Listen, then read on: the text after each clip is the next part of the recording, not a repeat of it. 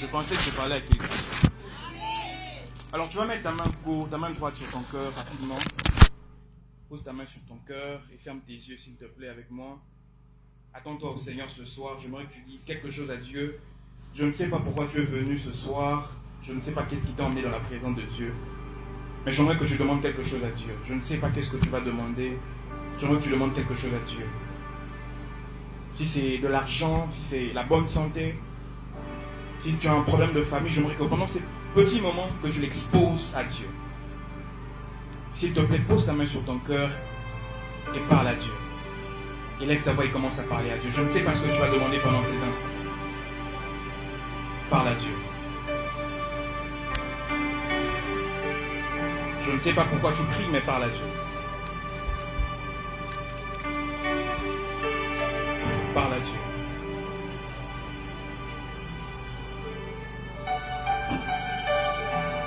Parle à Dieu, il est là, il t'écoute. Il est présent, il est au milieu de nous. La Bible déclare que là où 2 ou 3 sont réunis en son nom, il est présent. Et nous confessons la présence de Jésus au milieu de nous. Nous confessons la présence de Jésus au milieu de nous.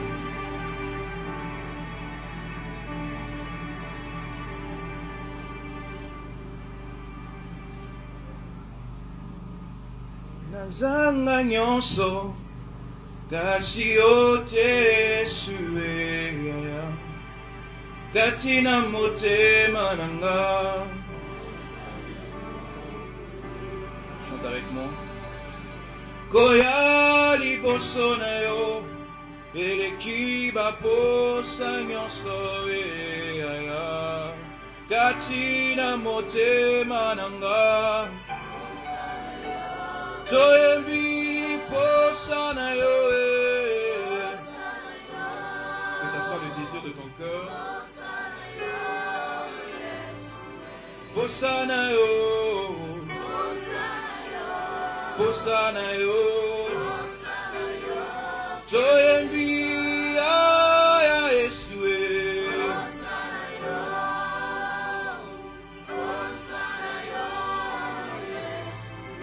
Posa ya Nzambe. Posa na yo. Totatoli posa ya Nzambe. Posa ya Nzambe. Posa na yo.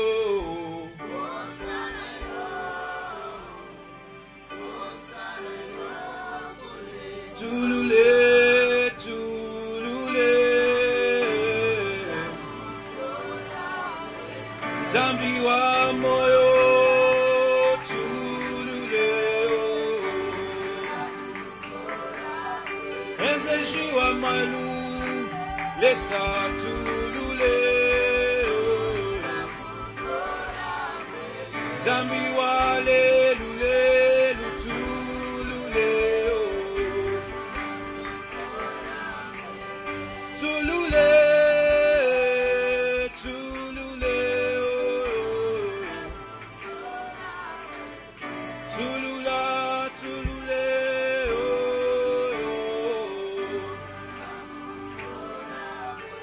Nzambi wa moyo, tulule. La gloire de Dieu est au milieu de nous. Tulule.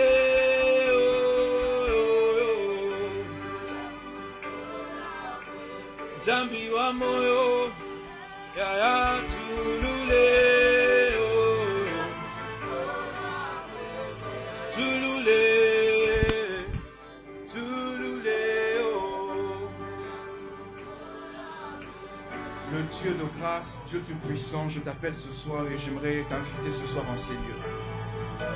Le Dieu des esprits de prophètes, je t'appelle ce soir, manifeste-toi en ces lieux. J'aimerais me recommander entre tes mains pendant ces instants. Je te prie dans le nom de Jésus de visiter une vie en ces lieux. Qu'une destinée soit changée, qu'une vie soit transformée par ta parole. Père de grâce, nous nous attendons à toi ce soir. Père de grâce, je t'invite. Le Dieu de mon Père, mon Dieu, je t'appelle ce soir. Merci de te manifester. Je te promets de te rendre la gloire après ce service. Dans le nom de Jésus-Christ, j'ai ainsi prié. Nous disons Amen. Alléluia. Est-ce que tu peux acclamer pour Jésus? Je suis très content de me retrouver ce soir dans la présence de Dieu et j'aimerais que tu souhaites à ton voisin la bienvenue dans la présence de Dieu. Souhaite à ton voisin la bienvenue dans la présence du Seigneur. Alléluia. J'aimerais dire merci à l'ange de ce ministère, au berger Jordan, pour la confiance qu'il renouvelle notre modeste personne.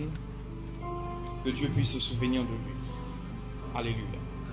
Alors j'aimerais rapidement que nous puissions entrer dans la parole de Dieu. Ézéchiel chapitre 11. Ézéchiel chapitre 11, le verset 1er au verset 5. Et par la suite, nous allons sauter. Ézéchiel chapitre 11.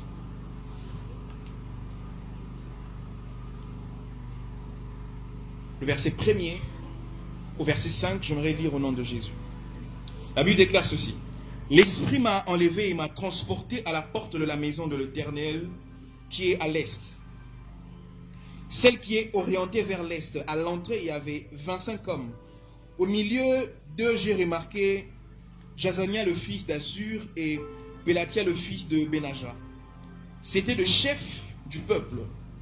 L'Éternel m'a dit, fils de l'homme, voilà les hommes qui projettent l'injustice et qui donnent des mauvais conseils dans cette ville. Ils disent, ce n'est pas pour tout de suite. Profitons de construire de maisons. La ville est la marmite et nous sommes la viande. J'aimerais qu'on marque une pause. En fait, je n'ai jamais compris qu'est-ce qu'il s'entend dire là. Il dit, profitons de construire de maisons. La ville, la marmite et nous sommes la viande.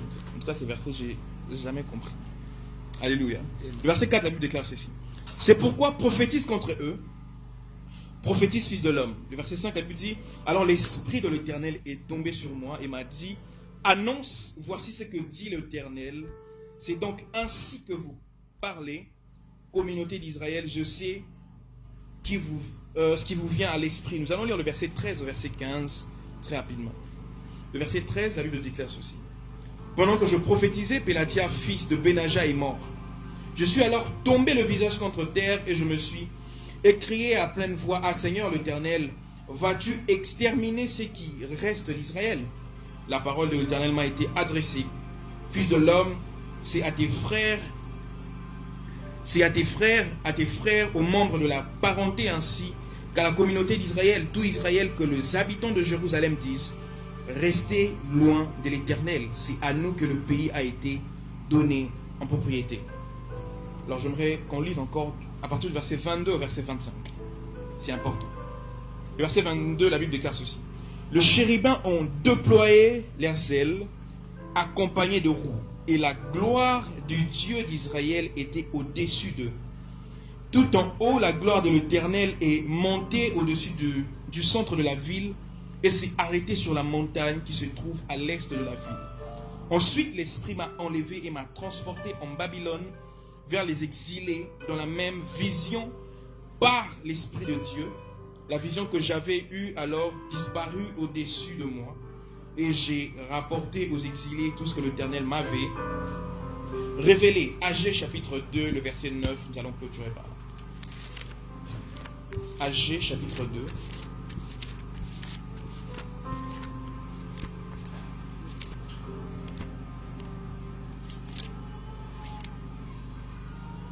Agé chapitre 2, le verset 9, je lis au nom de Jésus.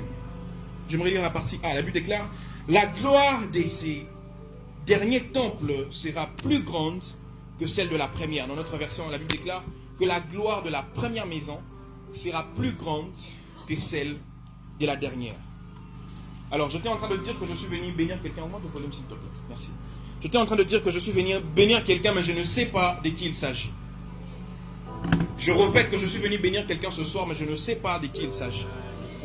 Je rappelle encore et je répète que je suis venu bénir quelqu'un ce soir, mais je ne sais pas de qui il s'agit. Genèse chapitre 30, le verset 24. Rachel enfante Joseph et la maman, enfante et la maman donne le nom de Joseph. lorsqu'elle donne le nom de Joseph, dans la signification du nom de Joseph, le nom de Joseph veut dire que Dieu, merci, que Dieu ajoute encore. Donc j'aimerais, avant de commencer mon message, prophétiser sur la vie de quelqu'un. Que Dieu t'accorde un Joseph dans le nom de Jésus. Je ne sais pas pourquoi tu es venu dans la présence de Dieu, mais je proclame et je prophétise que Dieu t'accorde un Joseph. En fait, Joseph est une sorte de bénédiction qui ouvre la porte à d'autres bénédictions. Parce que lorsque Joseph vient, Joseph ne vient pas clôturer, mais Joseph vient annoncer Benjamin. Je prophétise dans le nom de Jésus que Dieu accorde à quelqu'un un Joseph. Je ne sais pas dans quel domaine, je ne sais pas pourquoi tu es venu dans la présence de Dieu, mais je me tiens dans mon office de prophète et je prophétise dans le nom de Jésus que Dieu t'accorde un Joseph dans le nom de Jésus. Daniel chapitre 10, le verset 22. C'est l'ange qui dit, la Bible déclare que l'ange est venu auprès de Daniel et dit, j'ai été envoyé pour t'ouvrir l'intelligence. Alors très rapidement, il est important de savoir qu'il y a des anges que Dieu envoie pour ouvrir la compréhension de l'homme. Ainsi, selon que le Seigneur me le met à cœur, je prophétise dans le nom de Jésus. Que Dieu shift et ouvre la compréhension d'une personne ce soir. Que Dieu ouvre la compréhension d'un prophète ce soir. Que Dieu élargisse l'esprit de quelqu'un ce soir. Je le prophétise dans le nom de Jésus. J'introduis mon message comme ceci. Genèse chapitre 1er, le verset 26. La Bible déclare ceci. Faisons l'homme à notre image et à notre ressemblance. Au fait, ce verset est très dangereux parce que c'est Dieu qui parle. Et Dieu ne parle pas seul. Dieu engage toute la Trinité.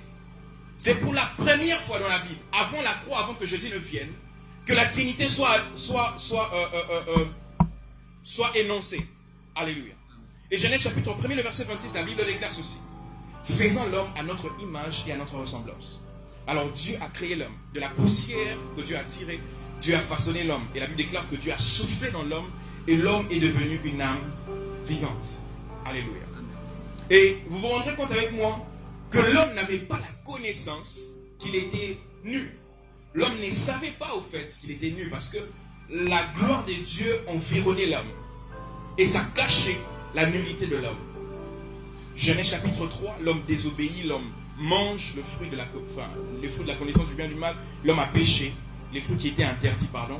Et l'homme a péché, Dieu chasse l'homme du jardin. Alors vous vous rendrez compte, lorsque le Seigneur vient dans le jardin le soir, il cherche Adam, il demande où es-tu? Adam dit ceci, que j'ai entendu ta voix et je suis allé me cacher parce que j'étais nu. Le Seigneur pose cette question de savoir qui t'a dit que tu es nu. Le fait que Adam puisse remarquer qu'il était nu était simplement parce qu'il avait perdu la gloire de Dieu. Le fait qu'il remarque au fait qu'il était nu, Adam a perdu la gloire de Dieu. Suis-moi très bien. Adam a perdu la gloire, merci Seigneur. Adam a perdu la gloire de Dieu. Alléluia. Et vous vous rendez compte plus tard que Jésus vient dans Jean 3,16 pour rétablir, au fait, pour ramener l'homme dans la place qu'il avait auparavant. Et dans Genèse chapitre 3, Dieu chasse l'homme du jardin. Et l'homme, en quittant le jardin d'Éden, l'homme a perdu trois choses. La première des choses que l'homme a perdu, l'homme a quitté le lieu de la facilité.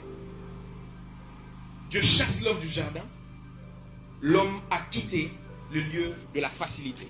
La deuxième des choses, l'homme a perdu l'intimité qu'il avait avec Dieu. Voyez-vous, la Bible déclare que Dieu descendait chaque soir par la brise du soir pour s'entretenir avec l'homme. Et l'homme quitte le jardin d'Éden, l'homme a perdu l'intimité qu'il avait avec Dieu. Alléluia. Alors l'homme perd la gloire dans Genèse chapitre 3, parce que l'homme a péché. La Bible déclare qu'ils sont privés de la gloire parce qu'ils ont péché. Alors l'homme a perdu la gloire de Dieu. Et dans Jean 3,16, Dieu vient pour rétablir ce que l'homme avait perdu. Mais il n'y a pas que l'homme qui a perdu la gloire. Dans Ézéchiel chapitre 11, la Bible déclare ceci. Qu'il y avait au fait dans le temple une statue, et non seulement la statue, mais il y avait aussi dans le temple des comportements de chefs du peuple qui ne permettaient pas à la gloire de Dieu de se manifester, ou qui ne plaisaient pas au Seigneur. C'est ainsi, dans Ézéchiel chapitre 11, à partir du verset 22, Dieu décide d'enlever sa gloire du temple. Voyez-vous, les chérubins sont venus pour prendre la gloire de Dieu et partir avec. Quelqu'un me suit ce soir? Alors, et dans Agé chapitre 2, le verset 9, la Bible déclare ceci. Or, la gloire de la dernière maison, mieux encore la gloire du second temple, sera plus grande que celle de la première maison. Alors lorsque tu lis rapidement ce texte de Agé 2:9, tu te rendras compte que le problème c'est la gloire. Or en réalité, le problème n'est pas la gloire, mais le problème c'est la maison. Parce que la gloire a quitté, parce qu'il y avait un comportement, parce qu'il y avait des statuts qui excitaient la jalousie de Dieu. Voyez-vous? Et Dieu annonce par le prophète Agé que la gloire de la seconde maison sera plus grande. Alors quelqu'un se dira que le problème c'est la gloire. La gloire de Dieu ne peut pas être le problème. Voyez-vous, la gloire de Dieu ne peut pas être le problème. La gloire de Dieu ne peut pas être le problème. Le problème dans le texte, c'était le tas de la maison. Très rapidement, j'aimerais dire, l'une des choses qui fait en sorte que la gloire de Dieu ne soit pas manifeste dans l'homme, c'est les comportements de la personne. Lorsque Dieu remarque ou Dieu trouve que le comportement de la personne ne lui plaît pas, il est difficile pour cette personne de manifester la gloire de Dieu. Voyez-vous, la gloire de Dieu n'a jamais été le problème. La gloire de Dieu n'a jamais été le problème. Alors, il nous a été demandé de parler autour de ce thème, l'esprit de gloire. Dis avec moi, esprit de gloire. J'aimerais te ramener un peu rapidement dans le contexte et puis avancer. Donc, le problème n'est pas la gloire de Dieu, mais le problème c'est la maison. Dis à ton voisin, le problème c'est la maison. Dis à ton voisin, le problème c'est la maison. Dis-lui mieux, c'est toi le problème. C'est pas la gloire de Dieu, c'est toi le problème. Alors, lorsqu'on parle de la gloire, il est important de recourir à l'hébreu, au grec et à toutes ces définitions. Pourquoi? Parce que la Bible de l'Ancien Testament a été écrite en hébreu, le Nouveau a été écrit, la moitié a été écrite en grec et l'autre moitié en araméen. Donc, avec plusieurs traductions, il y a comme ça de mots qui ont perdu leur valeur et leur sens. Donc, il est un moment important de revenir en grec et en hébreu pour avoir des meilleures définitions. Alléluia. Alors, lorsqu'on parle de la gloire de Dieu, en hébreu, on parle de la kabod. Dis avec moi kabod. Répète avec moi kabod. Tu es trop fort. Dis avec moi kabod. Et lorsqu'on parle de la kabod, on parle du poids. On parle du poids de Dieu. Lorsqu'on fait allusion à la gloire de Dieu, premièrement, on parle de la kabod. On parle du poids. J'aimerais lancer une oracle ici. Je prophétise dans le nom de Jésus. À cause de la gloire de Dieu qui vient sur toi ce soir, je proclame et je prophétise que tu vas peser dans le nom de Jésus. Tu vas peser même dans le milieu où tu n'es pas accepté. Tu vas influencer et peser dans un milieu même qui t'est hostile. Je le proclame dans le nom de Jésus. Pourquoi? Parce que la gloire de Dieu va tomber sur toi ce soir. Parce que la gloire de Dieu va te saisir ce soir. Quand la gloire de Dieu est manifeste, la gloire de Dieu apporte le poids. Et lorsqu'une personne est couverte du poids de Dieu, la personne devient pesante. Alors lorsqu'on parle de la gloire de Dieu, on fait allusion au poids. En hébreu, on parle de kabod qui donne le poids. Donc ça veut dire que Dieu, lorsqu'il nous donne sa gloire, lorsque Dieu nous donne sa gloire, Dieu s'attend à ce que, Dieu s'attend, ça sent comme le diable. Dieu a pour objectif que la gloire qu'il nous a donnée puisse influencer et nous rendre influents même au milieu de l'adversité. Je ne sais pas par quoi tu passes, mais je proclame et je prophétise dans le nom de Jésus.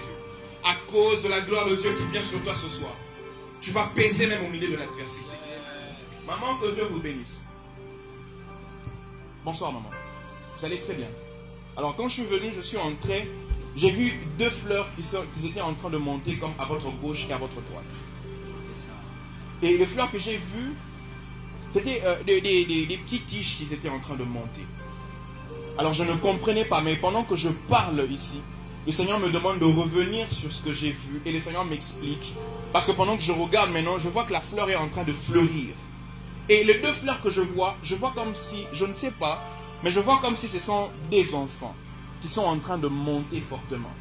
Donc je n'ai pas encore de détails jusque-là, mais j'aimerais proclamer et prophétiser que Dieu accorde une montée surnaturelle à vos enfants.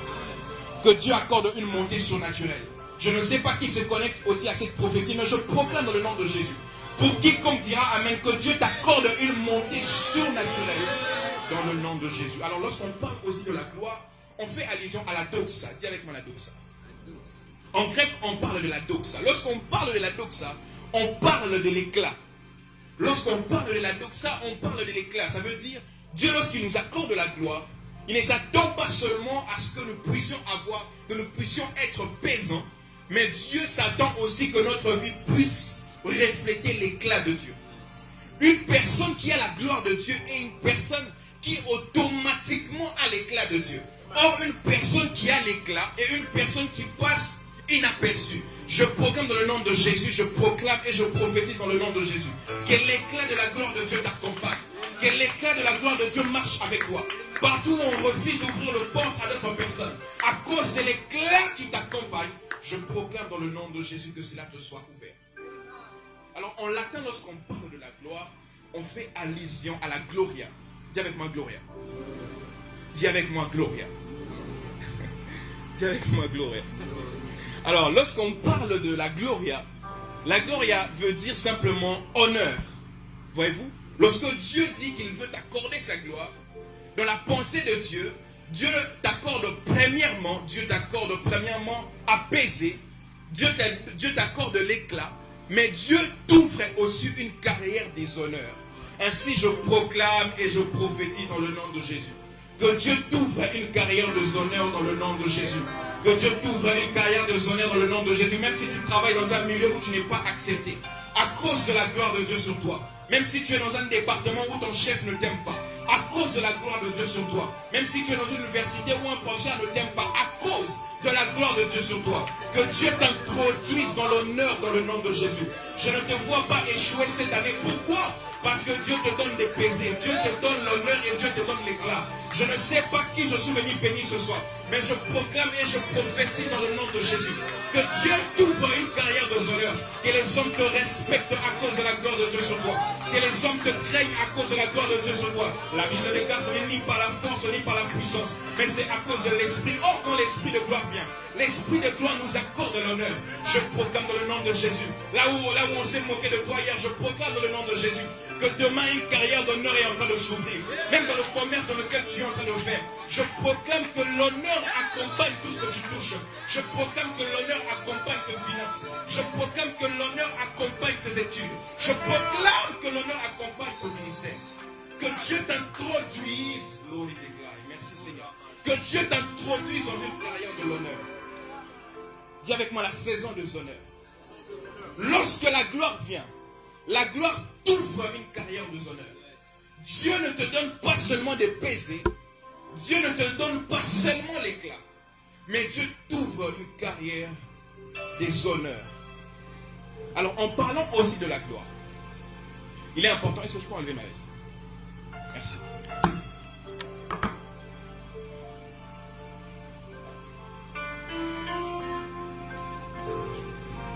Alors, en parlant aussi de la gloire, il est important de savoir que la gloire de Dieu touche trois axes. Premièrement, lorsqu'on parle de la gloire, il y a ce qu'on appelle dans la Bible la loi de la première mention. Alors, lorsqu'on parle de la gloire, la première fois où le mot gloire a été utilisé, c'est Joseph qui parle à ses frères, il dit ceci. Rentrez où se trouve mon père et allez lui raconter toute la gloire que j'ai en Égypte. Alors ici, lorsqu'on parle de la gloire, on ne fait pas allusion au cabot de Dieu, au poids. Non, pas premièrement. Mais ici, lorsqu'on parle de la gloire de Dieu, on fait allusion à la richesse. Au-delà du poids que Dieu accorde, au-delà de l'éclat et au-delà de l'honneur, la gloire apporte aussi la richesse. Lève tes mains, j'aimerais te bénir dans le nom de Jésus. Je bénis tes mains dans le nom de Jésus. Je bénis tes mains dans le nom de Jésus. Tout ce que tu touches est assaisonné de la gloire de Dieu. Tout ce que tu toucheras est assaisonné de la gloire de Dieu.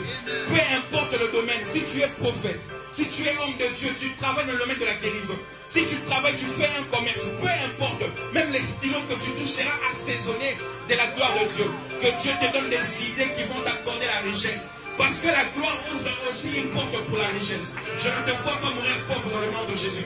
Je ne te vois pas finir cette année comme ça. Je ne te vois pas finir cette année dans la pauvreté. Je ne vois pas ta famille finir dans la honte. Parce que Dieu accepte d'introduire quelqu'un dans la richesse. Je ne sais pas pour qui je suis venu ce soir. Mais je sens dans mon cœur qu'il y a quelqu'un qui sera béni ici. Que Dieu te bénisse financièrement. Que Dieu te bénisse financièrement. Que Dieu bénisse ta famille financièrement. Que Dieu bénisse le travail de ton père. Que Dieu bénisse le travail de ta mère. Et que Dieu t'accorde la richesse.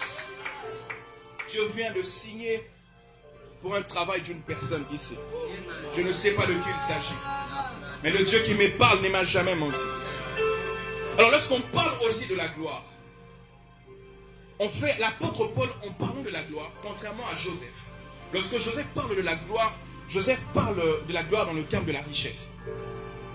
Mais l'apôtre Paul parle de la gloire comme étant la gloire que nous aurons lorsque nous allons aller au ciel. Voyez-vous, l'apôtre Paul oriente et dirige ça dans le cadre de la félicité dans laquelle nous allons aller. Alors la gloire de Dieu n'est pas seulement la richesse. Lorsqu'on parle aussi de la gloire de Dieu, on fait aussi allusion, merci Seigneur, on fait aussi allusion à la gloire que nous aurons lorsque nous allons aller au ciel. Viens avec moi, j'irai au ciel. Est-ce que tu as l'assurance du salut? Dis à quelqu'un, j'irai au ciel. Pourquoi tu doutes? Dis-le, je vais aller au ciel. Alléluia. Alors, lorsqu'on parle de la gloire, premièrement, on parle de la richesse. Mais aussi, l'apôtre Paul fait allusion à la félicité. Mais troisièmement, lorsqu'on parle aussi de la gloire, je me reviens sur ce que j'ai dit, on parle de la gloire de Dieu. Lorsqu'on parle de la gloire de Dieu, on fait allusion à la présence manifeste de Dieu. Alors, la gloire de Dieu peut être chargée et manifestée dans un lieu donné. La gloire de Dieu aussi peut être transférée. Ce que je dis est intéressant. La gloire de Dieu peut être manifeste comme dans un culte comme celui-ci. Mais la gloire de Dieu peut être aussi transférée dans la vie d'une personne. Dieu peut accepter d'utiliser une personne pour t'affecter dans la gloire. Lorsque la gloire de Dieu est manifeste dans un lieu, ou lorsque la gloire de Dieu travaille dans un lieu, la gloire de Dieu vient pour supprimer les efforts et le sacrifice. Voyez-vous? L'onction donne à l'homme d'être présent et de travailler. Mais lorsque la gloire de Dieu arrive, la gloire de Dieu commence par effacer celui qui porte l'onction. Parce que l'onction est le domaine de l'homme, mais la gloire est le domaine de Dieu. Lorsque la gloire de Dieu est manifeste dans un lieu, cela ne dépend pas de la volonté de l'homme. Parce que par l'onction de Dieu qui habite en moi, je peux me décider de transférer l'onction. Mais lorsque la gloire est là, c'est Dieu qui dirige tout ce qui se passe. Il y a une différence entre l'onction et la gloire. La gloire, c'est le domaine de Dieu. L'onction, c'est le domaine de l'homme. Très rapidement, j'aimerais qu'on passe le temps dans la prière. J'aimerais nous parler de trois choses que la gloire de Dieu nous apporte. La première des choses, ça te sera difficile pour écrire, je te promets. La première des choses que la gloire apporte le Tahana. Je vous avais prévenu que ça allait se faire difficile. La gloire de Dieu apporte le Tahana. T-A-H-A-2-N-E-A. Tahana. T-A-H-A-D-N-E-A. La gloire de Dieu monte. La gloire de Dieu apporte le Tahana. Alors, qu'est-ce que le Tahana? Le Tahana en hébreu, ça donne ceci en français. Ça donne la saison de la fécondité. La gloire de Dieu, lorsqu'elle arrive, la gloire de Dieu introduit l'homme dans la saison de la fécondité. J'aimerais mieux expliquer. Dans tout homme, mieux chez les femmes, ils ont une période de fécondité. Mais spirituellement parlant, puisque nous sommes aussi épouses de Dieu, Dieu choisit ou Dieu accepte aussi d'introduire même les hommes dans la saison de la fécondité. Qu'est-ce qui se passe avec les animaux? Lorsque une chienne est dans sa période de fécondité, qu'est-ce qui se passe? Vous allez remarquer que si vous avez une chienne dans la parcelle, lorsqu'elle est dans sa période de fécondité, il y aura plusieurs mâles qui vont commencer à rôder tout autour. Au fait, elle n'appelle pas cette personne de venir. Première chose. Elle n'appelle pas cette personne de venir. Elle ne demande pas à cette personne de venir. Mais ce qui est en elle attire les gens qui sont de l'autre côté. Elle ne fournit pas beaucoup d'efforts. Pourquoi? Et elle ne force pas. Parce que c'est un programme préétabli en elle. Dieu ouvre simplement une saison de fécondité. J'aimerais expliquer mieux. Il y a ceci. Et lorsqu'elle est pendant cette période, elle dégage une odeur qui attire le mal. Je proclame dans le nom de Jésus que Dieu t'introduise dans la saison de fécondité. Que Dieu t'introduise dans la saison de fécondité afin que tu attires les bénédictions vers toi. Je proclame pour la vie de quelqu'un, la saison des efforts est terminée. Je viens mettre fin à la saison des efforts. Je viens mettre fin à la saison où il fallait que tu souffres pour avoir. Je viens mettre fin à ce sujet de prière où il fallait que tu pleures pour avoir. Je proclame la saison de fécondité dans la vie de quelqu'un ici. Je proclame la saison de fécondité. La saison de fécondité attire les personnes vers toi. Je proclame dans le nom de Jésus qu'il y a des gens qui vont se déplacer pour te faire du bien. Il y a des gens qui viendront de l'Est, de l'Ouest pour te faire du bien. Je le proclame et je le prophétise dans le nom de Jésus. Que les gens transpirent pour que tu puisses avoir. Que les gens puissent se cogner la tête pour que tu puisses avoir. Je mets fin dans la saison difficile dans ta vie dans le nom de Jésus. La saison de la fécondité. Alors Dieu dans la vie de toute personne, dans la vie de tout humain et dans la vie de tout chrétien, il y a une période de la vie où Dieu ouvre la saison de fécondité. Dieu accepte d'ouvrir une saison de fécondité. Alléluia. Vous vous rendrez compte avec Joseph, lorsqu'il a commencé à avoir ce rêve, Joseph n'était pas encore dans sa saison de fécondité. Mais la Bible déclare un jour, il a simplement interprété un rêve. La Bible déclare que le rêve qu'il a interprété est parvenu au Pharaon et le Pharaon a demandé qu'on amène Joseph.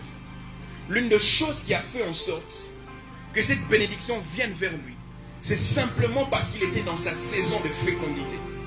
Il y a des choses que tu ne reçois pas parce que tu n'es pas encore dans la saison de fécondité. Lorsque une personne est dans sa saison de fécondité ou lorsqu'une femme est dans sa saison de fécondité, tu n'as pas besoin de transpirer pour concevoir. Il est important lorsque tu pries de demander à Dieu que ta gloire m'introduise dans la saison de fécondité. Le premier sujet de prière pour lequel nous allons prier ici ce soir est que Dieu t'ouvre et que Dieu t'introduise dans ta saison de fécondité. Lorsque tu es introduit dans l'éternat de Dieu, l'éternat vient supprimer les efforts dans la vie d'une personne. La deuxième des choses que la gloire apporte. La gloire de Dieu apporte l'esprit de la révélation.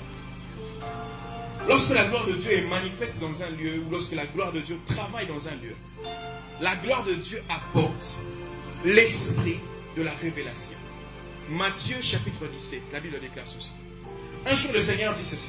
Il dit à ses disciples, il prend nos 3 disciples, il monte avec à la montagne. C'est dans ces textes où on parle de la transfiguration. Alors la Bible déclare ceci, que le Seigneur s'est transfiguré et ils étaient à côté. La Bible déclare que c'est Pierre qui a vu Élie et Moïse. Alors ce qui est dangereux, c'est que Pierre ne connaissait pas au fait que c'était Élie et Moïse, parce que Pierre n'a pas vécu à l'époque. Voyez-vous, et il n'y avait pas de photos dans cette période. À cause de la gloire de Dieu qui était dans l'environnement, la gloire de Dieu a apporté l'esprit de la révélation. Mais lorsque l'esprit de la révélation arrive, l'esprit de la révélation ouvre une porte pour l'esprit de l'exactitude. Et lorsque la gloire de Dieu apporte l'esprit de la révélation, et lorsque l'esprit de la révélation est manifeste, l'esprit de la révélation ouvre une porte pour l'esprit de la précision et de l'exactitude. Tu te rends compte que Pierre dit, il distingue que celui-ci est Moïse, que celui-ci est Élie. Voyez-vous? Mais la grande question va se poser, mais qu'est-ce que les trois étaient en train de faire ensemble? De quoi ils étaient en train de parler? Je ferme la parenthèse. La Bible déclare ceci, que Christ s'est transfiguré devant eux. Alléluia. Et ça a apporté l'esprit de la révélation et l'esprit d'exactitude. Dis à ton voisin l'esprit de la révélation. L'esprit d'exactitude. Répète encore l'esprit de la révélation. L'esprit d'exactitude. La gloire de Dieu apporte l'esprit de la révélation. Lorsque la gloire de Dieu vient, la gloire de Dieu t'apporte à percevoir autrement Jésus. La gloire de Dieu te donne à te comporter différemment. Mais aussi lorsque l'esprit de l'exactitude vient, l'homme se retrouve en train de faire 2 choses principalement. Lorsque la gloire de Dieu a apporté l'esprit de la révélation, et l'esprit de la révélation est en train de travailler, l'homme se retrouve en train de poser des actes prophétiques. L'homme se retrouve en train de poser des gestes prophétiques. Parce que dans le prophétique, il y a ce qu'on appelle la parole prophétique. Il y a ce qu'on appelle des actes prophétiques. Il y a ce qu'on appelle des gestes prophétiques. Vous vous rendrez compte que dans une réunion où la gloire de Dieu est manifeste, une personne peut simplement bouger et l'orateur lui demande « Lève-toi, j'aimerais te parler ». Pourquoi? Parce que le geste qu'elle a posé dans la présence de Dieu, dans la gloire de Dieu, a été un geste prophétique. Voilà pourquoi lorsque tu es dans une réunion prophétique, il est important de poser des gestes prophétiques. Et parmi les actes prophétiques que l'homme pose, il y a ce qu'on appelle les offrandes. Pendant une prédication, une personne peut venir s'aimer Comme par exemple ma soeur qui a sémé, elle est en train de prier. Lève-toi s'il te plaît. Je vais expliquer ce qui vient de se passer. Pendant que je prêche, tu as fait un geste prophétique. Tu as sémé. Mais tu ne sais pas par l'offrande que tu as donnée. Dieu a accepté de mettre fin à comme un temps de constance à dents de scie. Parce que je vois il y a quelques temps passés, tu avais comme du mal à te concentrer dans la présence de Dieu. Tu peux venir dans la présence de Dieu, tu pries, mais au plus profond de toi, il n'y a pas une forte concentration. Alors par l'offrande que tu as donnée, Dieu vient d'accepter de mettre fin à ça. Mais ce que j'entends le Seigneur me dire, il dit, demande-lui de prendre 4 jours de prière. Je te vois prendre 4 jours de prière, je te vois en train de prier, en train de prier. Et je vois que Dieu, Ce que je vois, c'est comme, au fait, je vois comme de l'eau qui jaillit. Lève tes mains, s'il te plaît. Lève tes mains et ferme tes yeux. Le Dieu des esprits, le prophète. Attends-toi à Dieu pendant que je prie. Je te prie dans le nom de Jésus de visiter ma soeur. Comment tu t'appelles? Dieu est là. Donne-moi ton nom, ouvre les yeux, c'est comme tu veux.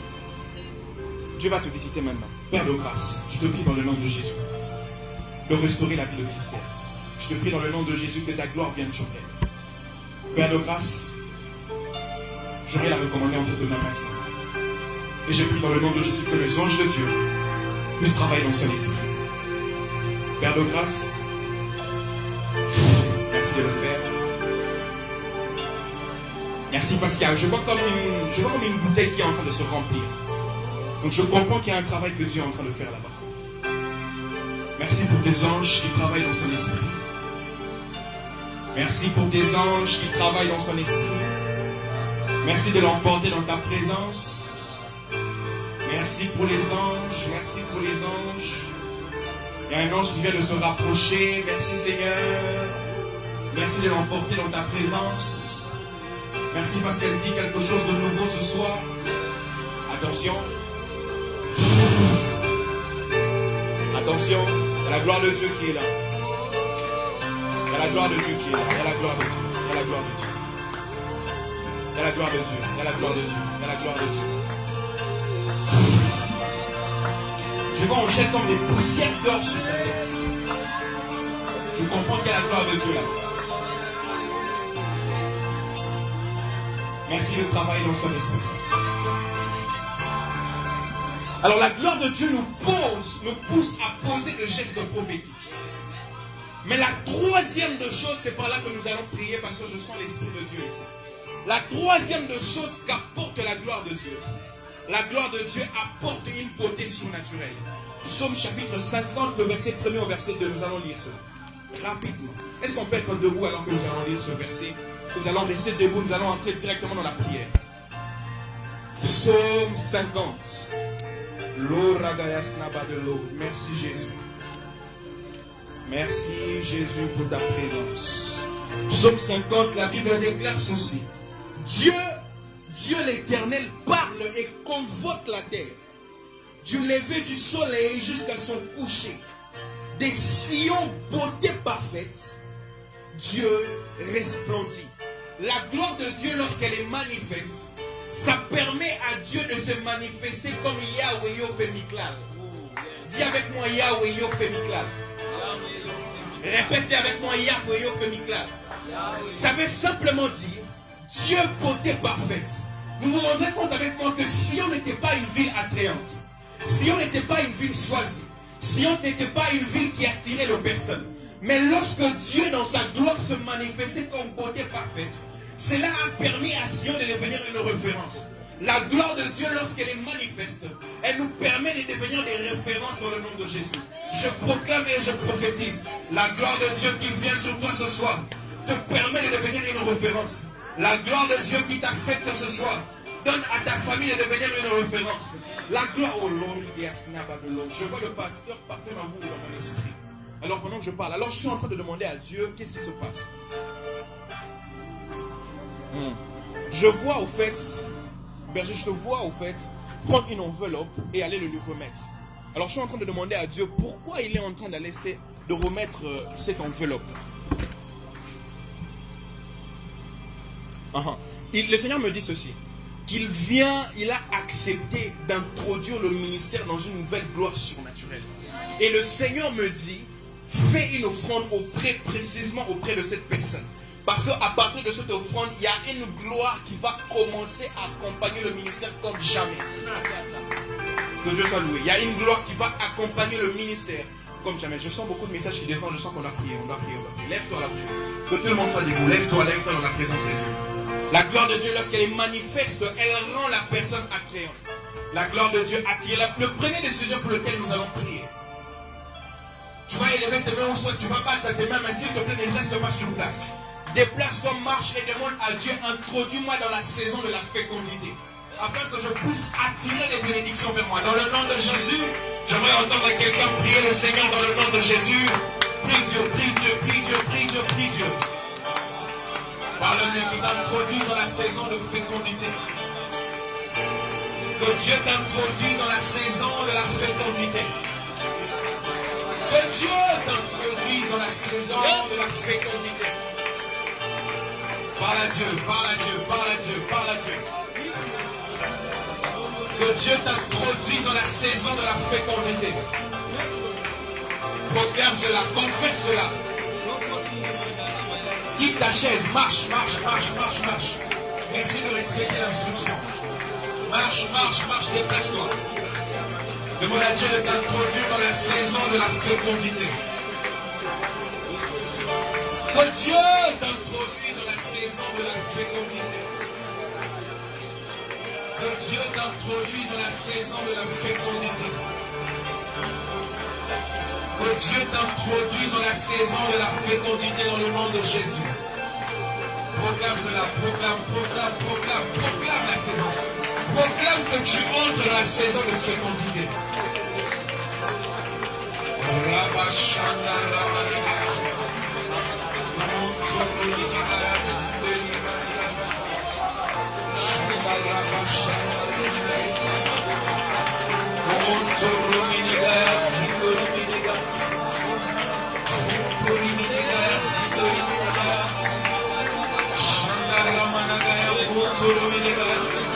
Proclame que tu entres dans la saison de la fécondité. Si tu mènes un membre de ta famille, proclame cela. Proclame cela, proclame cela. Si tu as des affaires, proclame cela. Même tes affaires entrent dans la saison de la fécondité. Que l'œuvre de tes mains entre dans la saison de la fécondité. Proclame même que la santé entre dans la saison de fécondité.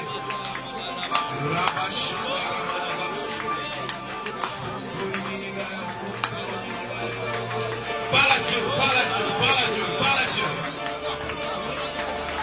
Parle à Dieu, parle à Dieu, parle à Dieu. Nous avons encore 3 minutes dans la prière. Parle à Dieu, parle à Dieu.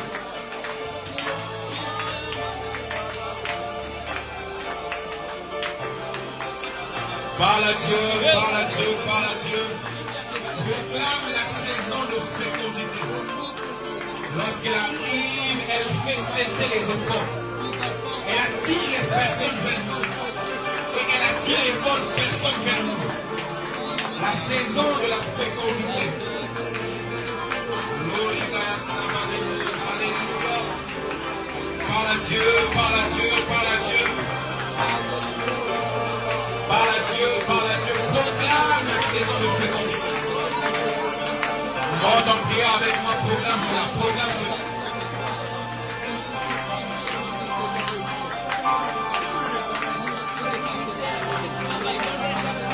Proclame cela, proclame la saison de fécondité. Si tu as un ministère, proclame pour ce ministère. Si tu as une entreprise, proclame pour cela.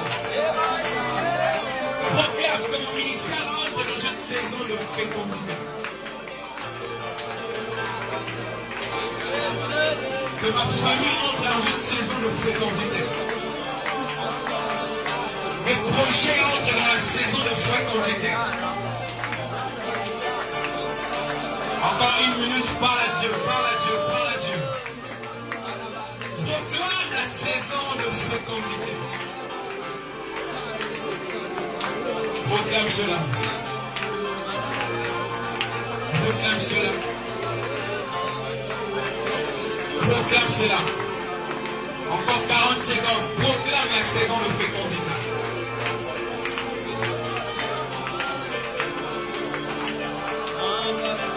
vois un ange du Seigneur avec un panier en Seigneur. Je comprends qu'il y a l'exaucement ici. Proclame, proclame, proclame, proclame.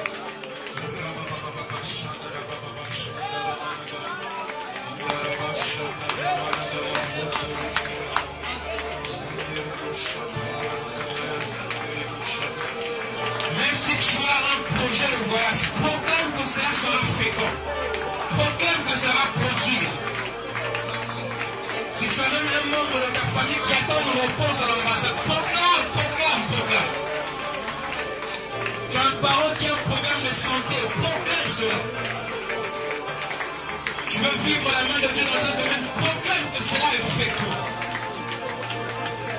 C'est ici le lieu de la fécondité.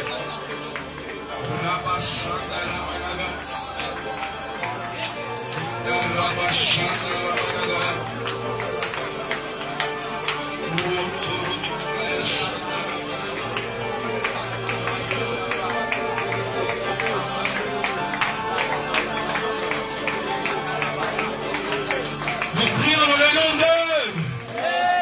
Nous prions dans le nom d'eux. Monte avec moi en prière. Le problème a toujours été la maison et non la gloire de Dieu. Tu vas prier et tu vas battre tes mains, tu vas dire à Dieu, je brise tout ce qui fait obstacle afin que je ne puisse pas vivre la gloire de Dieu. Et lève tes mains et commence à battre tes mains, entre dans une forte prière. Commence à faire tomber toutes ces choses qui t'empêchent de vivre la gloire de Dieu. Si c'est la procrastination, si c'est la paresse, proclame et détruis ces choses au nom de Jésus. Tu es appelé à vivre la gloire de Dieu. Qu'est-ce qui t'empêche de ne pas vivre la gloire de Dieu? Qu'est-ce qui t'empêche de ne pas manifester la gloire de Dieu?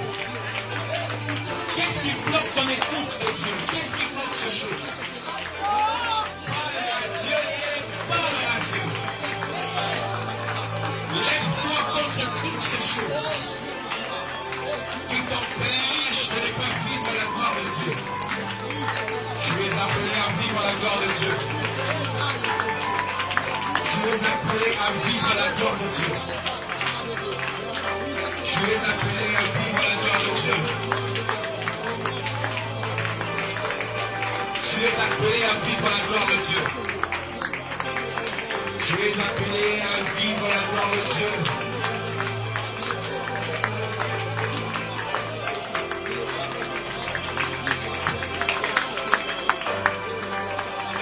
Reste en prière, reste en prière, reste en prière, reste en prière et parle à Dieu. Reste en prière et parle à Dieu. Reste en prière et parle à Dieu. Reste en prière et parle à Dieu. Reste en prière